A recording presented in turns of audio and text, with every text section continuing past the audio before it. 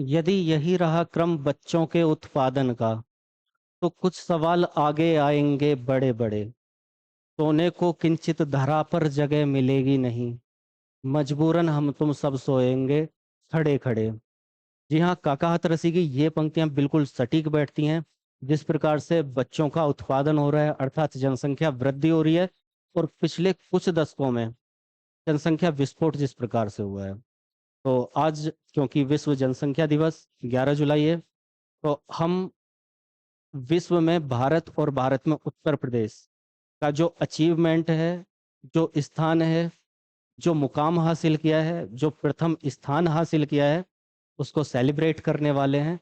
तो बहुत बहुत बधाई हो विश्व जनसंख्या दिवस की, और भारत के नंबर 1 बनने की, और उत्तर प्रदेश के नंबर 4 बनने की। विश्व के 200 देशों को उत्तर प्रदेश द्वारा पिछाड़ देने की बहुत बहुत बधाई हो। तो नमस्कार, मैं सारथी।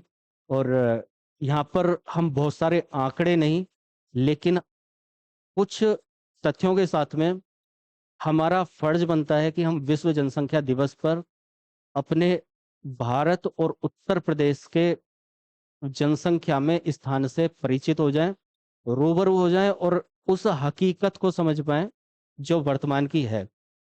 किस प्रकार से जनसंख्या वृद्धि हुई विश्व की, किस प्रकार से विश्व की वृद्धि हुई, किस प्रकार से भारत की वृद्धि हुई, किस प्रकार से उत्तर प्रदेश, और किस प्रकार से भारत की जनसंख्या में वृद्धि को वृद्धि भारत की जनसंख्या वृद्धि में किन लोगों का योगदान रहा है, हम उन सारी चीजों को समझते हैं एक छोटी सी वीडियो के माध्यम से। ठीक, बहुत सारे कोशिश करूंगा, बहुत सारे आंकड़े नहीं लेंगे, केवल कुछ चीजों को समझेंगे, कुछ हकीकत को समझेंगे, एक फील करेंगे जनसंख्या दिवस का। ठीक है, तो ये देखिए, विश्व जनसंख्या दिवस 2023 अभी चल रहा है, 11 जुलाई है।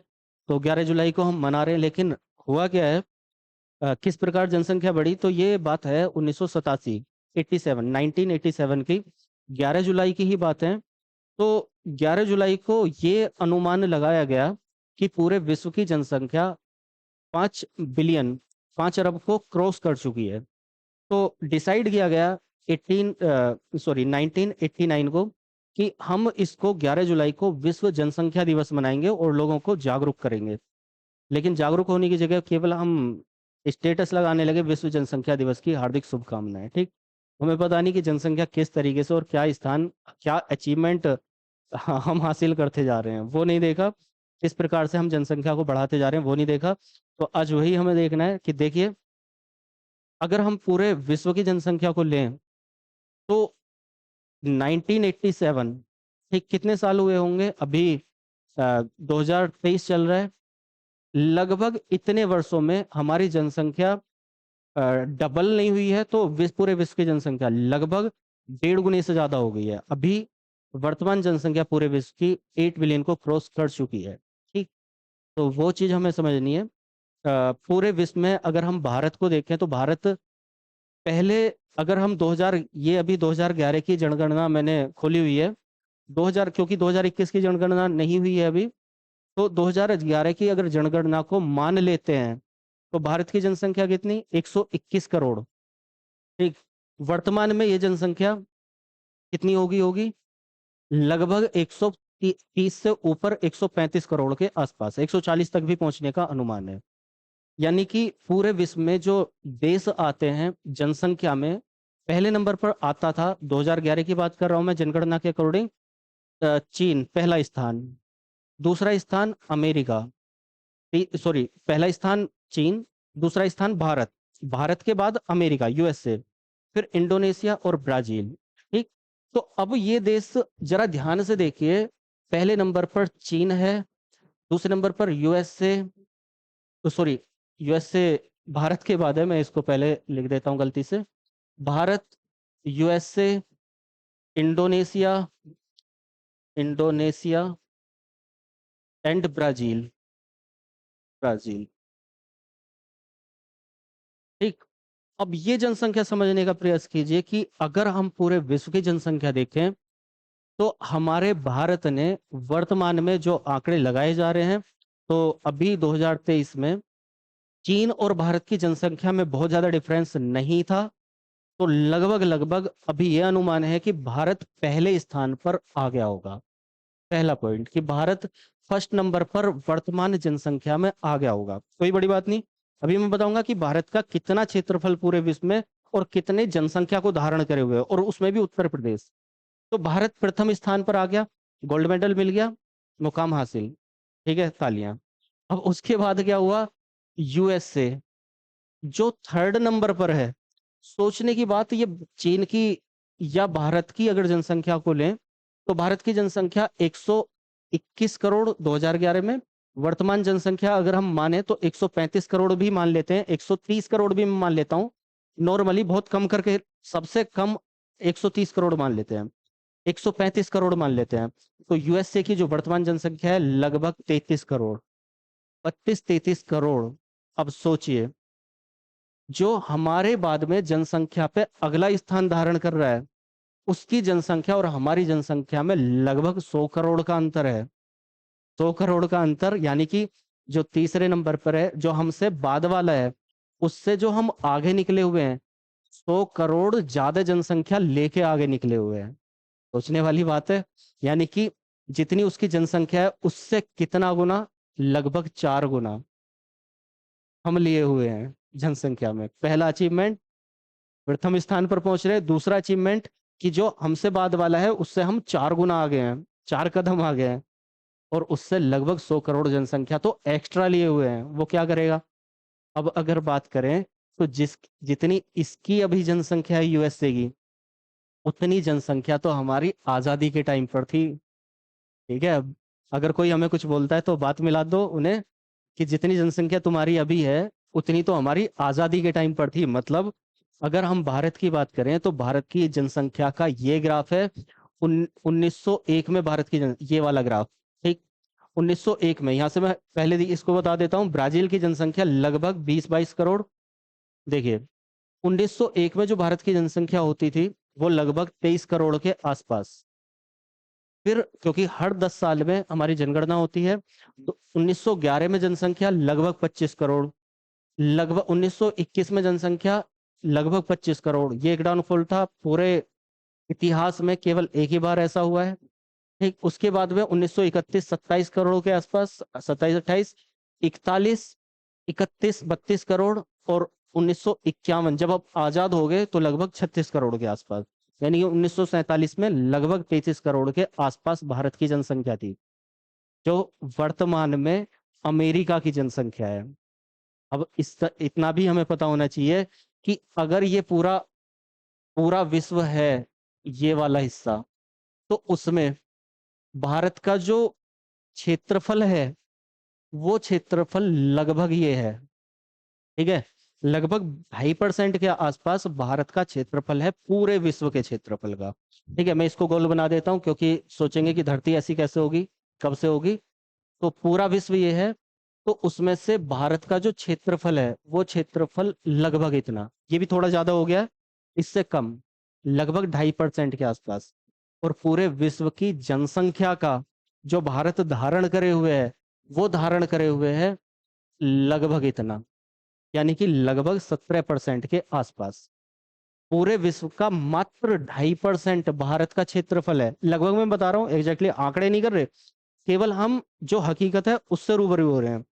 और पूरे विश्व की जनसंख्या लगभग 17 करोड़ भारत में। सोचने वाली बात है, इतने क्षेत्रफल पर इतनी जनसंख्या का भार। चलिए कोई बात नहीं, आगे देखते हैं जनसंख्या बढ़ी कैसे और बढ़ाई किसने, पहले वो चीज देखेंगे। तो देखो, यहाँ पर जनसंख्या लगभग 23 करोड़, आजादी के समय जनसंख्या लगभग 33 करोड़, और वर्तमान जनसंख्या सीधे 33 से, और 75 साल मात्र लगे हमें, और सीधे हम पहुंच गए कहां पर, 133 करोड़ पे।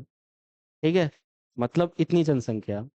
अब ये बढ़ाई किसने है उसको अभी बाद में चलेंगे, उत्तर प्रदेश को भी हम साथ साथ देख लेते हैं। उत्तर प्रदेश का कितना बड़ा अचीवमेंट है पूरे विश्व में। जो सबसे ज्यादा जनसंख्या वाले हैं वो कौन है, चीन है, भारत है, यूएसए है, इंडोनेशिया है, और ब्राजील है। ठीक है, ब्राजील।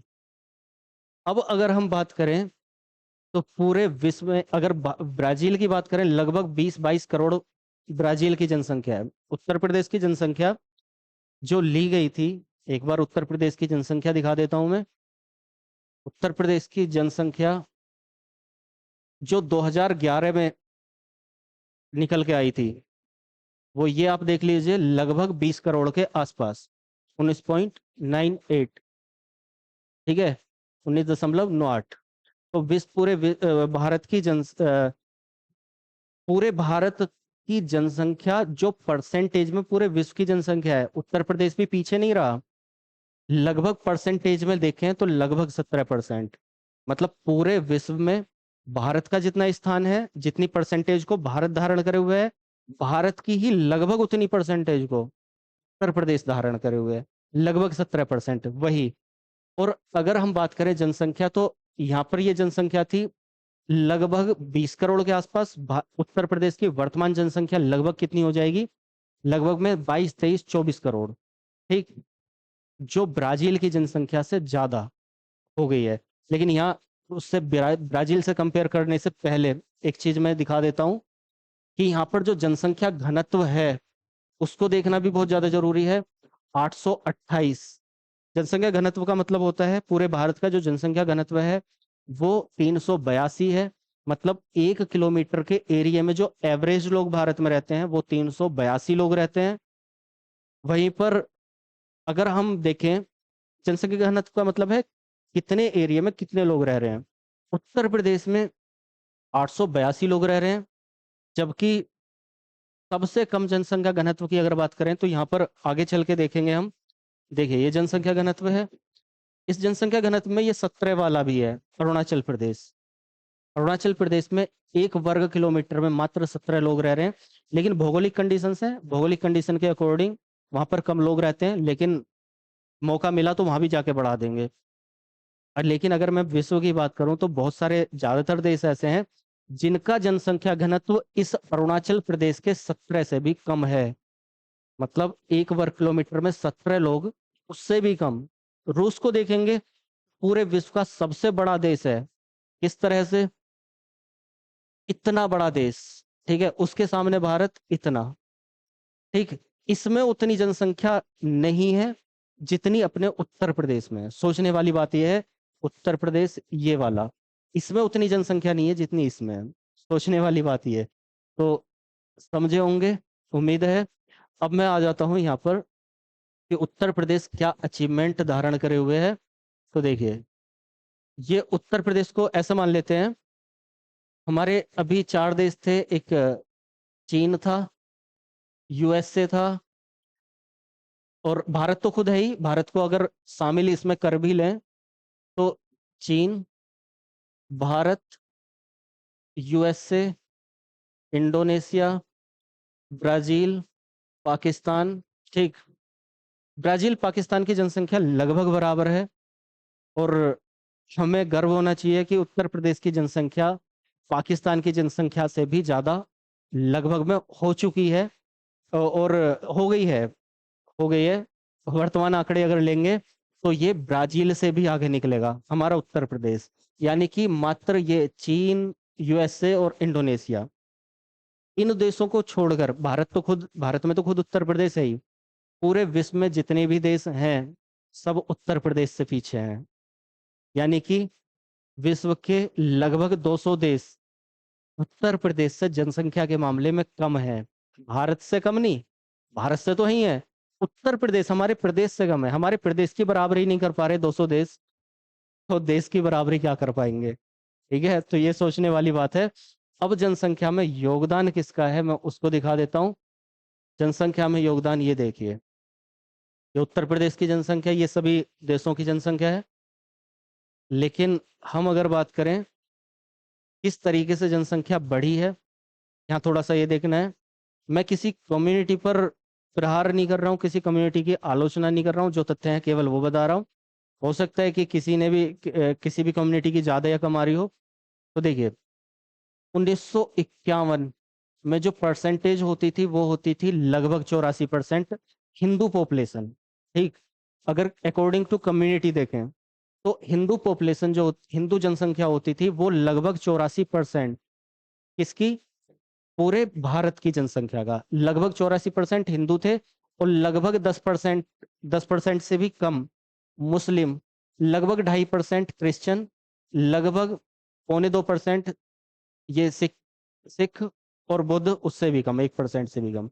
यानी कि अगर हम ऊपर वाले 3-4 को देखें तो हिंदू 1951 में लगभग 84%, और वर्तमान 2011 की अगर बात करें, 2023 में तो और चेंजेज हुए हैं, बहुत ज्यादा चेंज हुआ है, लेकिन यहाँ पर कितने हैं, लगभग 80%।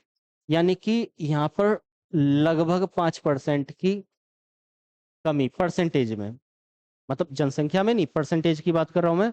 पूरे भारत में पहले आजादी के टाइम पर लगभग 84% हिंदू थे और लगभग 10% मुस्लिम थे। क्रिश्चियन तब भी उतने ही थे, अभी भी उतने ही हैं, ध्यान से देखिए आप, अभी भी उतने ही हैं। सिख तब भी उतने ही थे, अब भी लगभग उतने ही हैं। ठीक है, बाकी सब सेम ही है, लेकिन दो चीजों में डिफरेंस आया। हिंदू 5% कम, और मुस्लिम कितना, ये लगभग 14.5%। यानी कि पहले 10% से कम थे, अभी 14% से ज्यादा है, लगभग 4 से 5% की वृद्धि हुई है। तो मैं ये नहीं कह रहा कि इन्होंने जनसंख्या को बढ़ाया या उन्होंने जनसंख्या को बढ़ाया या इन्होंने बढ़ाया इन्होंने बढ़ाया, किसी को नहीं कह रहा हूँ। केवल ये दिखाया है कि जनसंख्या वृद्धि 1951 की अपेक्षा, ये वृद्धि की बात नहीं कर रही, ये मैं परसेंटेज की बात कर रहा हूँ कि भारत में जो जनसंख्या है, वो जनसंख्या पहले हिंदू इतने थे, मुस्लिम इतने, क्रिश्चियन इतने, सिख इतने, बुद्ध इतने, और वर्तमान में कितने हैं। तो यहाँ से ये जिस प्रकार भी घटी बढ़ी है वो आप लोग देख सकते हैं। तो फिलहाल केवल इतना ही आज के लिए मेरा, कि बहुत सारे आंकड़े नहीं, हम जनगणना नहीं पढ़ रहे हैं, जनगणना पढ़ेंगे तो पूरे आंकड़ों के साथ, फुल डिटेल के साथ 1-2 घंटे हम समझेंगे कि कैसे जनगणना क्या है, किस तरीके से है। केवल इतना ही कि हम आज जनसंख्या दिवस को सेलिब्रेट करते हुए, खुशी मनाते हुए, जश्न मनाते हुए, केवल ये कि भारत का जो विश्व में अचीवमेंट है, प्रथम स्थान, गोल्ड मेडल मिल गया। उसके बाद में उत्तर प्रदेश का जो स्थान है चौथे नंबर पर, वो उत्तर प्रदेश को दे दिया गया, चौथा या पांचवा मान लेते हैं फिलहाल के लिए। आंकड़े आएंगे 2021 की जनगणना के, वो अलग होंगे। ठीक है, फिलहाल उत्तर प्रदेश का, उत्तर प्रदेश 200 देशों को पिछाड़े हुए है जनसंख्या में, वो हमने देख लिया। किस प्रकार की डेंसिटी है, उतना, जितना यहाँ पर सबसे कम जनघनत्व है, उतना बहुत सारे देशों का जनघनत्व सबसे ज्यादा वालों का होता है। ठीक है, तो हम केवल स्टेटस ना लगाएं। जनसंख्या, विश्व जनसंख्या दिवस की हार्दिक शुभकामनाएं, हार्दिक शुभकामनाएं। हम उस चीज को समझें कि जनसंख्या किस तरीके से, जनसंख्या विस्फोट हो रहा है। हम ये चीज समझें कि यदि आपके परदादा के पास में ज्यादा नहीं तो 200 बीघे जमीन होती थी, तो आपके पास में 20 बीघे भी जमीन नहीं है। यदि आपके दादा के पास या परदादा के पास 100 बीघे जमीन होती थी, तो आपके पास 10 बीघे भी जमीन नहीं है। कहाँ गई, सब बट गई। जिस तरीके से बाइनरी चल रहा है, 1 के 2, 1 के 4, 1 के 10, मतलब वो अकॉर्डिंग टू जैसी हमारी सोच है उसके अकॉर्डिंग चलेंगे। तो फिलहाल वो जिस तरीके से जनसंख्या बढ़ती जा रही है, जमीन उतनी बढ़ती जा रही है, घटती जा रही है हिस्से में। तो ये पंक्तियां मुझे फिर से याद आ जाती हैं, यदि यही रहा क्रम बच्चों के उत्पादन का, तो कुछ सवाल आगे आएंगे बड़े बड़े। सोने को किंचित धरा पर तो जगह मिलेगी नहीं, मजबूरन हम तुम सब सोएंगे खड़े खड़े। वो समय आने वाला है, इंतजार कीजिए। तो फिर से चेयर्स करते हुए सभी को विश्व जनसंख्या दिवस की हार्दिक शुभकामनाएं। जश्न मनाइए, हम प्रथम स्थान पर हैं। फिलहाल के लिए इतना ही। जय हिंद।